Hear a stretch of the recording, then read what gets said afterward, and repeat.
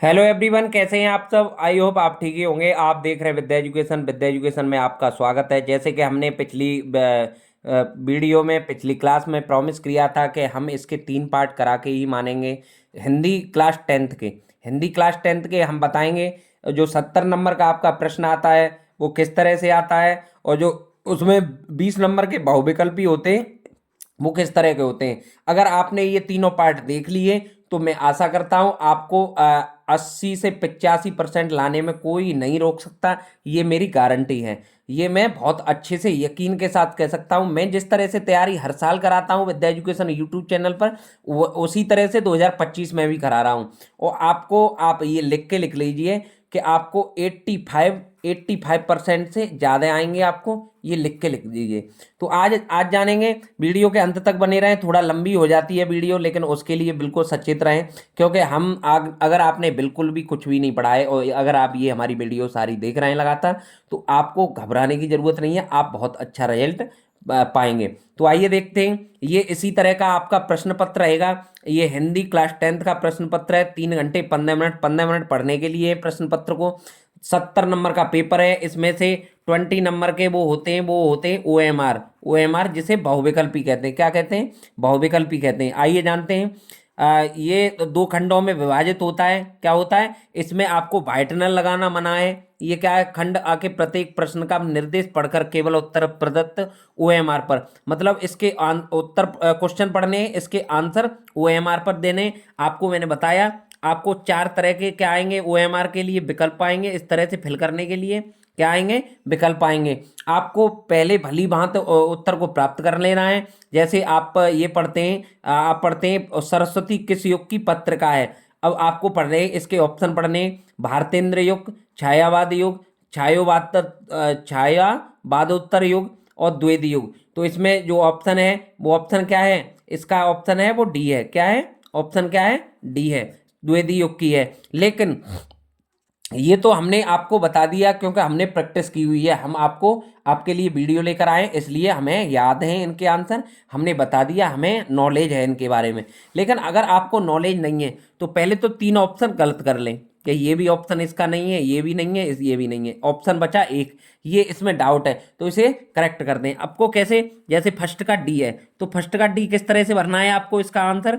जैसे बाहर से करना है, अंदर जल्दी जल्दी टाइम बचाते हुए करते जाना है। हर प्रश्न को पढ़ना है, हर प्रत्येक प्रश्न को पढ़ना है, और उसका जो भी उत्तर आता है उसे गोला को भर देना है। अच्छे से गोला को भर देना है। क्या भर देना है? गोला को अधूरा नहीं छोड़ना है। आपको कट नहीं लगानी है, क्योंकि आपको क्या नहीं है, इरेजर और वाइटनर का प्रयोग काटना मना है। किसी तरह का कट लगाना मना है। आपको जो उत्तर सही लगता है उसे ही आप क्या करेंगे? फिल करेंगे। आइए जानते हैं 20 प्रश्नों को। इसे जानेंगे जो 50 नंबर के रिटर्न है, उसे भी आज इसी वीडियो में जानते हैं। आइए देखते हैं। सरस्वती किस युग की पत्रिका है? तो किस युग की मैंने बताई आपको? द्विवेदी युग की। किस युग की बताई? द्विवेदी युग की। दूसरा प्रश्न है, कलम का सिपाही के रचनाकार हैं। कलम के सिपाही के रचनाकार कौन है? कलम के सिपाही के रचनाकार कौन है? अमृत राय। कौन है? अमृत राय। कौन है? अमृत राय। आइए जानते हैं। शुक्लोत्तर युग के लेखक है। जो शुक्लोत्तर युग है उसके लेखक कौन है? उसके लेखक कौन है? उसके लेखक है धर्मवीर भारती। कौन है? धर्मवीर भारती। फोर्थ प्रश्न है आपका, कलकत्ता से इस पीकिंग किस विद्या की रचना है? कलकत्ता से जो पीकिंग है वो किस विद्या की रचना है? वो है किसकी? यात्रा वृत्तांत की। किसकी है? यात्रा वृत्तांत की। ये 20 नंबर है, आपको मुफ्त में मिलने जा रहे हैं, एक ही वीडियो से मिलने जा रहे हैं। 100% यही आएगा। 5 नंबर क्वेश्चन है, शुक्ल युगीन लेखक हैं। शुक्ल युगीन लेखक हैं, तो कौन है शुक्ल युगीन लेखक? कौन है? फिफ्थ का बी। फिफ्थ का बी, माखनलाल चतुर्वेदी। अब है, भूषण किस युग के लेखक हैं? भूषण किस युग के लेखक हैं? क्या है? भूषण किस युग के लेखक हैं? 6 का क्या हो जाता है? बी। क्या हो जाता है? बी। रीत काल के लेखक हैं। कौन से के लेखक हैं वो? रीत काल के लेखक हैं। आइए जानते हैं। इनमें से महाकाव्य है। इनमें से क्या है? महाकाव्य कौन सा है? कौन सा है महाकाव्य? सांकेत है। साकेत। क्या है? साकेत है। क्या है? साकेत है। अगर आप कमेंट करेंगे तो हम इस मॉडल पेपर का पूरा सॉल्यूशन बताएंगे, बहुत अच्छे तरह से, बहुत भली भांति से बताएंगे। आइए जानते हैं, वीडियो के अंत तक बने रहें। प्रगतिवादी कवि नहीं है। जो प्रगतिवादी कवि होते हैं इनमें 3 कवि हैं और एक नहीं होगा। नहीं का मतलब है 3 सही है, एक गलत है। तो 8 का ऑप्शन क्या हो जाता है? ए। ये तो नहीं है, ये हैं सुमित्रानंदन पंत है, रामधारी सिंह दिनकर है, सूर्यकांत त्रिपाठी निराला है। ये 3 तो हैं और आपको पूछा है नहीं है, मतलब 3 सही है, एक गलत है। तो कौन है? जयशंकर प्रसाद नहीं है। आगे जानते हैं 9वां। जायसी की पद्मावत किस भाषा में लिखी है? जो जायसी की पद्मावत है वो किस भाषा में लिखी है? किस में लिखी है? किस में लिखी है? अवधि में लिखी है। किस में लिखी है? अवधि में लिखी है। सुमित्रा नंदन पंत का जन्म कहाँ हुआ? अब बात आते हैं जीवन परिचय। अगर आपने जीवन परिचय पूरा पढ़ा होगा, याद किया होगा, तो आप ये बता देंगे सुमित्रा नंदन जो पंत हैं उनका जन्म कहाँ हुआ था? कोसनी अल्मोड़ा में। कहाँ हुआ था? कोसनी अल्मोड़ा में। आइए 11 जानते हैं। 11 है, हास्य रस में विनोद का भाव क्या देखकर, हास्य रस में विनोद का भाव क्या देखकर जागृत होता है? जो हास्य रस है उसमें विनोद का भाव क्या देखकर जागृत होता है? उपर्युक्त सभी। देखो, किसी की आकृति को देखकर जागृत होता है, किसी की वेशभूषा को देखकर जागृत होता है, किसी की चेष्टा को देखकर जागृत होता है। तो क्या होता है? उपर्युक्त सभी, तीनों उपर्युक्त सभी। अब देखो, जहां उपमेय और उपमान में अभेद संबंध होता है वहां होता है, जहां उपमान और उपमेय में क्या अभेद संबंध होता है, अभेद संबंध होता है, वहां होता है क्या होता है? रूपक अलंकार। क्या होता है? जहां उपमेय और उपमान में अभेद संबंध होता है वहां क्या होता है? रूपक अलंकार। क्या होता है? रूपक अलंकार। सोरठा के किस चरण में 13 मात्राएं होती हैं? सोरठा का उल्टा क्या होता है? दोहा। दोहा का उल्टा क्या होता है? सोरठा। सोरठा का उल्टा क्या? 13 12 होती हैं। सोरठा का उल्टा दोहा। 13 12 होती हैं। 13 12 सोरठा में अगर 13 होती हैं तो दोहे में 12 होती हैं। सोरठा का उल्टा क्या होता है? दोहा। तो 13 का जो उत्तर है वो डी है। क्या होता है? दूसरे और चौथे में, दूसरे और चौथे चरण में क्या क्या कितनी कितनी मात्राएं होती हैं? 13 13। आप अगर पूरी हिंदी बिल्कुल नहीं पढ़ी है आपने, आज तक बिल्कुल नहीं पढ़ी है, तो इस वीडियो के माध्यम से, जो हमारी लगातार वीडियो आ रही हैं उसके माध्यम से आप देखते रहेंगे तो सारा सॉल्यूशन आपको एक ही जगह मिल जाएगा, वो है विद्या एजुकेशन। ये देखें, मैंने पहले बताया, मैंने इस बार भी बता रहा हूँ, ये आ रहा है परे उपसर्ग से युक्त शब्द नहीं है। अब मैंने बताया एक होता है उपसर्ग, एक होते हैं उपसर्ग। क्या होते हैं? उपसर्ग। एक होते हैं प्रत्यय। क्या होते हैं? प्रत्यय। प्रत्यय लगते हैं पीछे। प्रत्यय कहाँ लगते हैं? पीछे। उपसर्ग कहाँ लगते हैं? आगे। कहाँ लगते हैं उपसर्ग? आगे। कहाँ लगते हैं उपसर्ग? आगे। ये टॉपिक है आपका उपसर्ग और प्रत्यय। एक प्रश्न आता है उपसर्ग कहाँ लगते हैं, तो शब्दों से पहले, और प्रत्यय कहाँ लगते हैं? शब्दों से पीछे। पीछे लगते हैं, किसी भी शब्द में पीछे लगते हैं वो प्रत्यय होते हैं, और जिस शब्द में आगे लगते हैं वो उपसर्ग होते हैं। तो ये क्या है? परे उपसर्ग में से युक्त शब्द नहीं है, मतलब 3 शब्द होंगे, एक नहीं होगा। क्या नहीं होगा? एक नहीं होता। जैसे पर्यावरण, परिधन आवरण, पर्यटन परिधन, परिधन अन, पर्यटन पर्यटन धन, पर्यटन धन अन, पर्यटन अन, पर्यटन। अब देखो, एक है आपका परिचालक, परिधन चालक, परिधन चालक। परिंदा, परिंदा में नहीं है। किस में नहीं है? किस में नहीं है? परिंदा में नहीं है। किसका ऑप्शन क्या सही है? परिंदा। अब देखो आगे क्या है? त्वे किस विभक्ति और वचन का रूप है? त्वे है, त्वे किस विभक्ति और वचन का रूप है? किसका रूप है? किसका रूप है? सप्तमी विभक्ति एक वचन का। किसका? सप्तमी विभक्ति एक वचन का। चतुर्भुज का, चतुर्भुज का कौन सा समास विग्रह द्विगु समास का उदाहरण है? चतुर्भुज का कौन सा समास विग्रह द्विगु समास का उदाहरण है? कौन सा है? कौन सा है समास का उदाहरण? बी ऑप्शन, 4 भुजाओं का समाहार। चतुर्भुज का मतलब होता है 4 भुज का। द्विगुण का मतलब है संख्या। क्या है? संख्या। जहाँ द्विगु समास आ जाता है, जहाँ द्विगु समास आ जाता है वहाँ क्या हो जाता है? संख्यावाचक। क्या हो जाए? संख्या प्रयुक्त किया जाए। 4 भुजाओं का, 4 भुजा संख्या की ओर इंगित कर रहा है। क्या किसके इंडिकेट कर रहा है? संख्या की ओर। आगे आज का तत्सम है तत्सम तद्भव। अब समझ लीजिए, ये टॉपिक भी मैं आपके क्लियर करता जा रहा हूं। क्या है? तत्सम और तद्भव, तद्भव।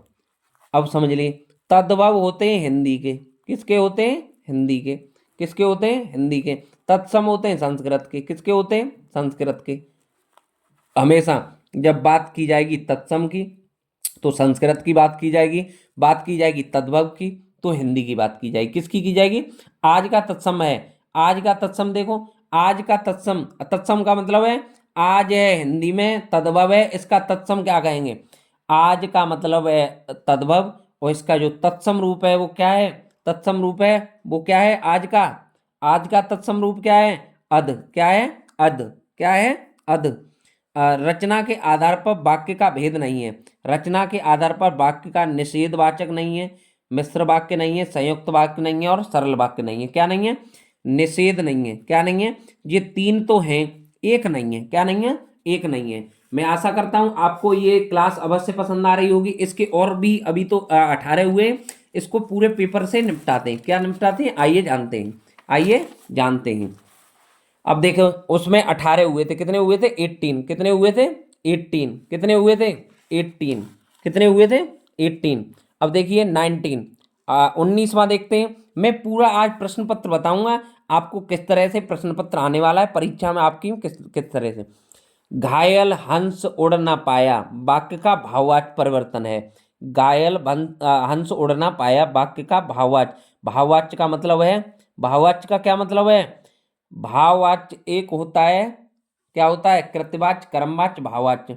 कर्मवाच्य, कृतवाच्य, एक्टिव वॉइस, पैसिव वॉइस। भाववाच्य का मतलब है जिसमें नकारात्मक फीलिंग आए, नेगेटिव फीलिंग आए। क्या मतलब है भाववाच्य का? जिसमें नकारात्मक फीलिंग आए। आइए जानते हैं क्या है इसका आंसर। ये इसका आंसर है आपका ए। क्या है? घायल हंस से उड़ा न गया, उड़ा न गया, नेगेटिव फीलिंग आई है, उड़ा न गया, उड़ा नहीं गया या उड़ा न गया। आइए जानते हैं स्थानवाचक क्रिया विशेषण है। स्थानवाचक क्रिया विशेषण क्या है? आसपास। स्थान, स्थान किसी स्थान को, आसपास के स्थान को बता रहा है। देखो बहुत में कोई स्थान नहीं है, प्रतिदिन में कोई स्थान नहीं है, स्वयं में कोई स्थान नहीं है। आसपास की चीजों के बारे में, आसपास की चीजों के बारे में, चीज स्थान, स्थान को डिनोट कर रहा है। स्थान को क्या कर रहा है? डिनोट। अब ये बात आई आपके 30 नंबर के तो हो जाते हैं प्रैक्टिकल, 20 नंबर के हो जाते हैं बहुविकल्पी प्रश्न, ऑब्जेक्टिव प्रश्न। अब बात आती है 50 नंबर रहते आते हैं, वो आता है वर्णनात्मक प्रश्न, जो आपका रिटन है, वो आपका रिटन है। तो आइए जानते हैं, जल्दी जल्दी सीखते हैं। और मेरा सबसे जो मेन उद्देश्य है वो उद्देश्य है आपको बहुविकल्पी, आपके बच्चे के लिए बहुविकल्पी लेके आना। आपके बच्चे को संपूर्ण जो तैयारी है वो बहुविकल्पी की करा देना, जिससे कि 20 में से हर बच्चा 19 से 20 नंबर क्रॉस कर पाए। आइए जानते हैं। इसमें नंबर 21 में आता है आपका गद्यांश। ये 6 नंबर का आता है। कितने नंबर का? इससे 3 प्रश्न आते हैं। कितने आते हैं? 3 प्रश्न आते हैं। अथवा का मतलब होता है इंग्लिश में से और कह देते हैं, क्या कह देते हैं? या तो इसे करिए या इसे करिए, कोई दोनों में से एक करिए। आगे 22 पे आते हैं। 22 पे पहले पार्ट में मैंने बहुत अच्छे से समझाया है, मैंने बहुत टाइम लेने की कोशिश की है। आप अगर आपको समझ में नहीं आ रहा हो तो आप पहले पार्ट में आ जाके देख सकते हैं। तो ये है गद्यांश, ये है पद्यांश, ये है गद्यांश, ये है पद्यांश। ये भी 6 नंबर का आता है, ये भी 6 नंबर का। देखिए हिंदी में भी गद्यांश पद्यांश आते हैं और संस्कृत में भी। आगे जो देखने के लिए मिलेंगे वो संस्कृत में भी गद्यांश पद्यांश देखने के लिए मिलेंगे। संस्कृत में आते हैं 5 नंबर के गद्यांश पद्यांश, हिंदी में आते हैं 6 नंबर के गद्यांश पद्यांश। आइए जानते हैं। इसके भी 3 प्रश्न होते हैं। अथवा का मतलब इंग्लिश में से और कह देते हैं। अथवा का मतलब है या तो इसे करिए या इसे करिए। आइए 23 पर लेकर चलते हैं। 20 हमने क्या बताया आपको? संस्कृत में भी गद्यांश पद्यांश आते हैं और हिंदी में भी गद्यांश पद्यांश आते हैं। संस्कृत में भी गद्यांश पद्यांश आते हैं और हिंदी में भी गद्यांश पद्यांश आते हैं। आइए जानते हैं। निम्नलिखित संस्कृत गद्यांशों में से किसी एक का संदर्भ सहित, किसी एक का, अथवा का मतलब मैंने बताया, बार बार इस चीज को मैं बार बार रिपीट करूंगा तो आपके माइंड में सेट हो जाएगी। आप बिल्कुल भी एग्जाम हॉल में गलत नहीं करेंगे। इसमें आते हैं 5 नंबर के, किसके? या तो इसे करें या इसे करें, दोनों में से कोई एक करें। आइए, ये है गद्यांश, ये है पद्यांश, ये है, ये भी 5 नंबर के आते हैं। अथवा का मतलब होता है और, क्या मतलब होता है अथवा का? अथवा का मतलब होता है और का मतलब है या तो इस गद्यांश को करें, सॉरी इस पद्यांश को करें या इस पद्यांश को करें। अब आइए जानते हैं 25 नंबर। 25 नंबर जानते हैं। वीडियो बहुत इंपॉर्टेंट होने वाली है आपको। हमारे पास सुविधाएं कम हो सकती हैं लेकिन हमारे हौसले बिल्कुल भी कम नहीं है। हम जितना हो सकता है, जिस तरीके से सरल हो सकता है उस तरीके से आपको पूरा एनालिसिस लाइव करा रहे हैं, बिल्कुल लाइव एनालिसिस करा रहे हैं। आइए जानते हैं। ये है अपने पठित खंड काव्य के आधार पर निम्नलिखित प्रश्नों में से किसी एक प्रश्न का उत्तर दीजिए। किसका उत्तर दीजिए? किसी एक प्रश्न का उत्तर दीजिए। मतलब आपको एक प्रश्न का उत्तर देना है। इसके बारे में मैंने पिछली बार बताया कि आपको इसके बारे में थोड़ा रामायण का नॉलेज होना चाहिए। इसके बारे में आपको 1 या 2 वीडियो देख करके आनी है। आप लिख करके कभी नहीं याद कर सकते हैं। इस 3 नंबर को आप जब याद कर पाएंगे, आप यूट्यूब पर वीडियो देखें या कहीं भी वीडियो आपको मिल जाए इससे रिलेटेड, जैसे ज्योति जवाहर से रिलेटेड, मेवाड़ मुकुट से रिलेटेड, मुक्त दूत से रिलेटेड, और इधर आ सकते हैं 3 नंबर का है ये एक प्रश्न, ये आ सकते हैं, देख सकते हैं आप। ये है अग्र पूजा से रिलेटेड। किससे? अग्र पूजा से रिलेटेड। कर्ण से रिलेटेड। कर्ण और कुंती की बहुत बड़ी वो चलती हैं। जय सुभाष से रिलेटेड। अब देख सकते हैं ये तो 3 नंबर के रहे थे। अब 26 में देखें, 26 में 2 पार्ट आते हैं। ये आपका है 10 नंबर का। 26 जो प्रश्न है वो 10 नंबर का है, 10 मार्क का है। कितने का है? 10 मार्क का। कितने का है? 10 मार्क का। वीडियो के अंत तक बने रहें। अब तो सबसे ज़्यादा इंटरेस्टिंग होने वाला है, जो कि विद्या एजुकेशन में इसका मटेरियल रिसेंटली डला हुआ है। अभी हमने लगातार वीडियो अपलोड किए हैं इसमें। क्या किए हैं? वीडियो अपलोड किए हैं, अभी लगातार किए हैं। तो आइए जान सकते हैं। ये है निम्नलिखित लेखकों में से किसी एक लेखक का जीवन परिचय देते हुए, किसी एक लेखक का जीवन परिचय देते हुए उनकी एक प्रमुख रचना का उल्लेख कीजिए। उनकी एक प्रमुख किसका उल्लेख कीजिए? एक प्रमुख रचना का उल्लेख कीजिए। किसका उल्लेख कीजिए? एक प्रमुख रचना का उल्लेख कीजिए। मैंने इसकी जो जीवन परिचय है वो करा रखे हैं। मैंने करा रखा है जयशंकर प्रसाद का, मैंने करा रखा है राजेंद्र प्रसाद का, मैंने करा रखा है रामधारी सिंह दिनकर का। आपको एक जीवन परिचय लिखना है। 3 नंबर का तो जीवन परिचय आता है। कितने का आता है? 3 नंबर का तो कितने का आता है? जीवन परिचय। 2 नंबर की इसकी रचनाएं आती हैं। कितने की? अगर आप जीवन परिचय केवल याद कर लेते हैं, इसकी रचनाएं नहीं याद करते हैं, तो आपको केवल 3 नंबर मिलने वाले हैं। और इसलिए आपको रचनाएं भी याद करनी पड़ेंगी। क्या याद करनी पड़ेंगी? रचनाएं भी याद करनी पड़ेंगी। क्या करनी पड़ेंगी? रचनाएं। तो ये मैंने तीनों जीवन परिचय करा दिए। जो सरल आपको लगता है वहाँ विद्या एजुकेशन की प्लेलिस्ट में जाकर देखिए, वहाँ से आपको जीवन परिचय मिल जाएगा और रचनाएं भी मिल जाएंगी। क्या मिल जाएंगी?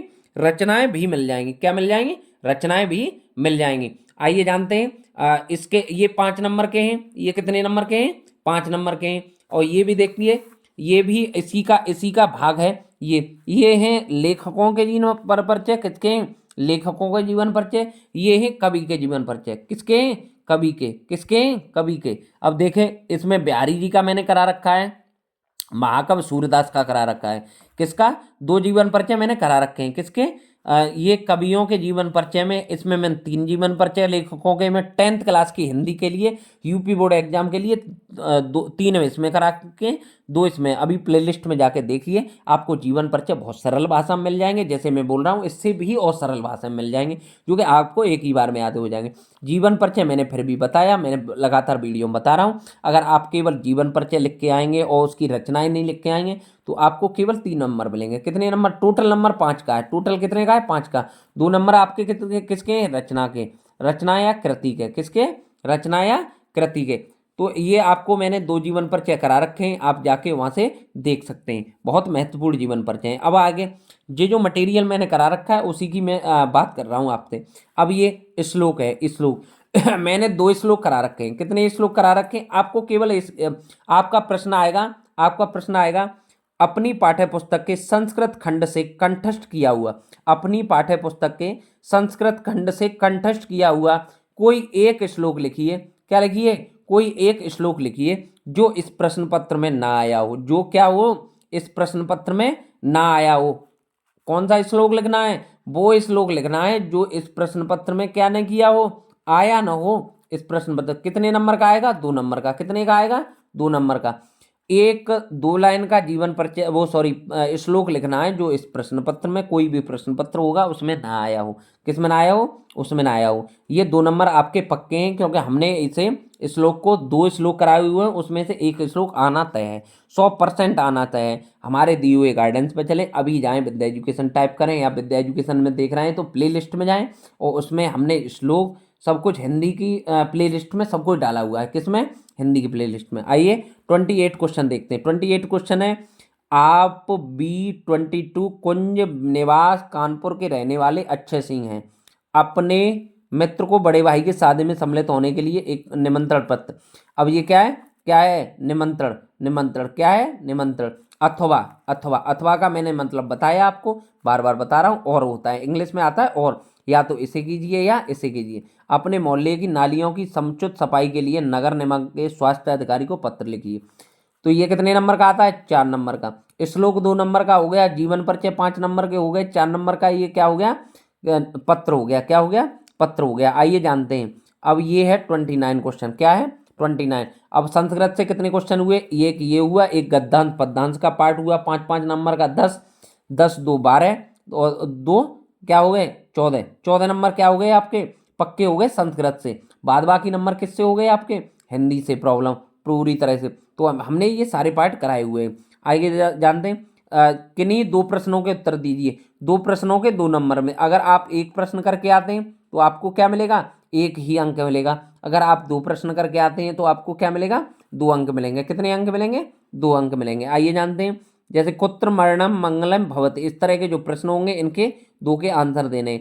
अब लास्ट क्वेश्चन है, लास्ट क्वेश्चन है इसका, इस प्रश्न पत्र का लास्ट क्वेश्चन है, वो कितने नंबर का है, 7 नंबर का है। कितने नंबर का है, 7 नंबर का लास्ट क्वेश्चन है। और ये 7 नंबर आपको किससे, विद्या एजुकेशन से मिलने वाले हैं, क्योंकि हमने विद्या एजुकेशन पे कराए निबंध, हमने विद्या एजुकेशन पे कराए हैं एप्लीकेशन प्रार्थना पत्र हैं अपने, और हमने विद्या एजुकेशन पर सारे कवि और लेखकों के जीवन परिचय कराए हुए हैं, हमने श्लोक कराया हुआ है, हमने बहुत सारा मटेरियल 10-12 का यूपी बोर्ड और CBSE बोर्ड का विद्या एजुकेशन पर प्लेलिस्ट में डाला हुआ है, अभी जाकर के प्लेलिस्ट में देख सकते हैं। आइए जानते हैं, निम्नलिखित में से किसी एक विषय पर निबंध लिखिए। किसी एक विषय पर, जनसंख्या विस्फोट कारण और निवारण, शिक्षा में खेलकूद का स्थान, सड़क सुरक्षा जीवन रक्षा, विज्ञान का उपयोग, ये हमने जीवन परिचय कराया हुआ है, ये भी जीवन परिचय कराया हुआ है, वो सॉरी ये निबंध कराया हुआ है हमने, ये भी निबंध कराया हुआ है। ये 7 नंबर का निबंध है, ये 7 नंबर का निबंध है। आप एक वीडियो में पूरे 7 नंबर प्राप्त करेंगे, हमने बहुत सरल भाषा में और बहुत अच्छे से बताया हुआ है। तो आई होप आपको ये वीडियो पसंद आई होगी। इसका आपको पार्ट 3 और देखने के लिए मिलेगा। कौन सा पार्ट देखने के लिए मिलेगा, तीसरा और पार्ट देखने के लिए मिलेगा। और फिर इसका देखने के लिए मिलेगा पूरा जो मॉडल पेपर है उसका एनालिसिस। एक बार कमेंट अवश्य किया करें, हम किस तरह का कार्य कर रहे हैं, हम किस तरह का, हम जो चीज़ें आपके लिए कठिन लगेंगी उसे सरल पूरी कोशिश करेंगे, 100% करेंगे, क्योंकि हमारा कार्य ही है आप पढ़ेगा ग्रामीण और शहरी भारत। और हमारी इच्छा हर घर शिक्षा के तहत हम काम कर रहे हैं। घर घर शिक्षा के तहत हम अभियान लक्ष्य 2025 चला रहे हैं। इसी घर घर शिक्षा के तहत हम लोगों के पास जा रहे हैं, लोगों को जोड़ रहे हैं। तो ज़्यादा न समय को गवाते हुए मैं आशा करता हूँ आप मुझे सपोर्ट करेंगे, मेरी हर वीडियो को देख रहे होंगे और हर वीडियो को कमेंट और शेयर अवश्य कर रहे होंगे। और अगर आपने विद्या एजुकेशन जो यूट्यूब चैनल है अपने पूरी वीडियो देख ली है, अगर सब्सक्राइब नहीं किया सब्सक्राइब कर लें, ऑल वीडियो पे क्लिक करना ना भूलें, जिससे कि पहले हमारी वीडियो आए वो सबसे पहले आपके पास आ सकें। हमारे जो शेड्यूल हैं वो सुबह एक 7 बजे क्लास आती है, एक शाम को 5 बजे आती है, एक शाम को 6 बजे आती है, एक शाम को 7 बजे आती है। इस तरह की क्लासें लगातार आ रही हैं। तो ज़्यादा ना समय को गवाते हुए इसी के साथ जय हिंद।